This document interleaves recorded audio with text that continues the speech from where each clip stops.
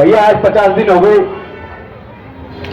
शासन प्रशासन हमारे धैर्य की जो भी परीक्षा लेनी चाहता है वो बिल्कुल पूर्ण रूप से ले ले। हमें खलीफा जी ने एक ही बात सिखाई है कि हमें धैर्य पूर्वक अपने काम करवाने। बिल्कुल एक चीज अपने कान में, दिल में, दिमाग में, हर चीज में बैठा ले। कोई अनावश्यक में डरा के, धमका के या जेल भेज के हमारी मुहिम है या हमारी मांग है यही खत्म करनी चाहते हो तो उस चीज अपने दिमाग से निकाल दें। आज बिल्कुल इस सभा में परमात्मा साक्षी बन के हम कसम खा के इस चीज से बिल्कुल एग्री है। अगर प्रशासन लठ बजाने चाहता है लठ बजा लो, जेल भेजनी चाहता हो जेल भेज लो, पर हमारे काम करवा दे किसी भी रूप में, बिना काम करवाए यहां से उठेंगे नहीं। खलीफा जी एक बात कहें कि लाख बचाने की करो लाख मचाओ शोर, कभी न बख्शे जाएंगे कायर और कमजोर।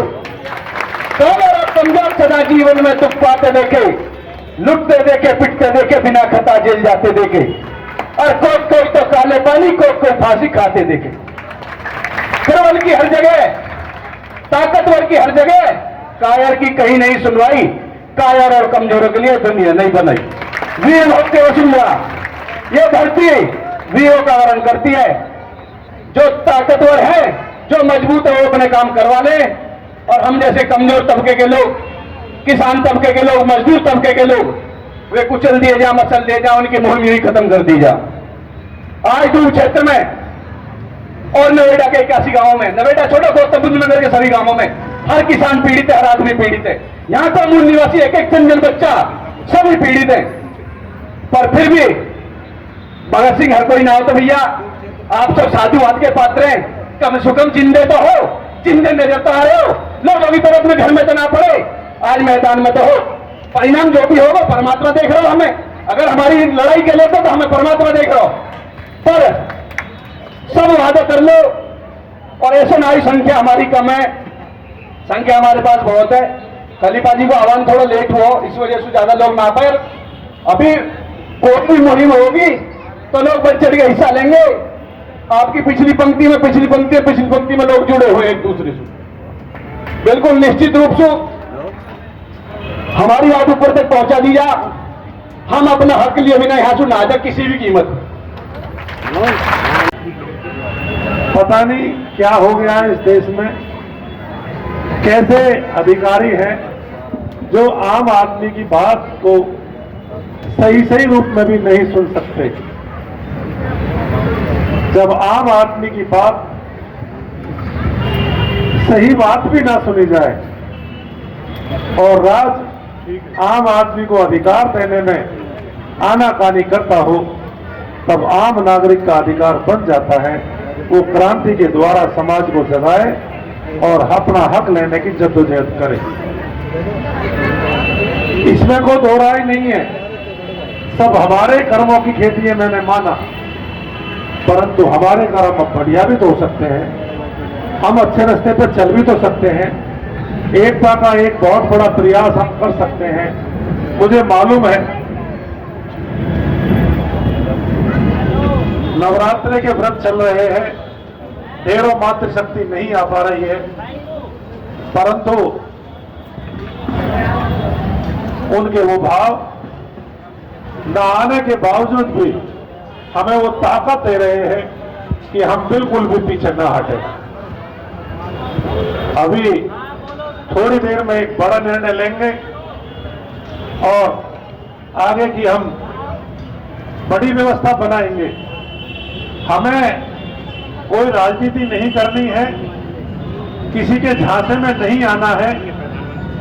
माना इसमें कोई दो राय नहीं है। इतनी परेशानी आप कोटने को तैयार हो, हम भी मानते हैं। कई चीज ऐसी है एकदम से पटल पर नहीं आ सकती, मैंने माना, परंतु आप अपनी नीयत तो ठीक करो। आप अपनी नीयत ठीक करके बैठो लोगों के साथ में। इसमें इस तरह से ऐसे हो सकता है। कौन कह रहा है, कौन छीन के लाने वाला है? अभी कौन किसी के हक को छीन रहा है? कुछ नहीं। हम सिर्फ ये कहते हैं कि आप आम आदमी का दुख देखो, उनकी तकलीफ पर ध्यान दो। ये भारत में जो संविधान बना हुआ है, वो संविधान की मूल भावना यही है कि आम आदमी का हक ना मारा जाए। आम आदमी की, जो सभ्य आदमी है, जो अच्छा आदमी है, उसके हकों की देखरेख की जाए, उसके हकों पर डाका ना डाला जाए। मुझे ऐसा लगता है कि बहुत जल्दी आगे हमें फैसले इस तरह के करने पड़ेंगे।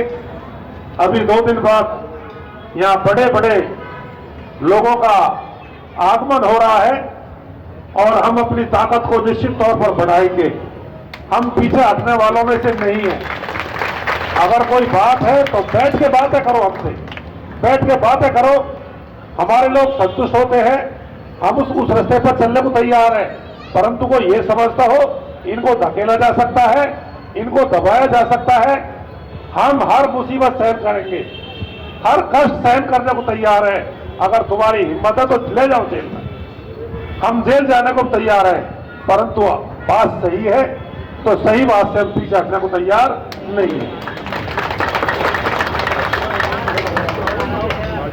हम बिल्कुल पूरी तरह से एक सच्ची बात के लिए जिद करके बैठे हैं और हम बगैर लाइट पानी लिए यहां से जाने वाले नहीं हैं।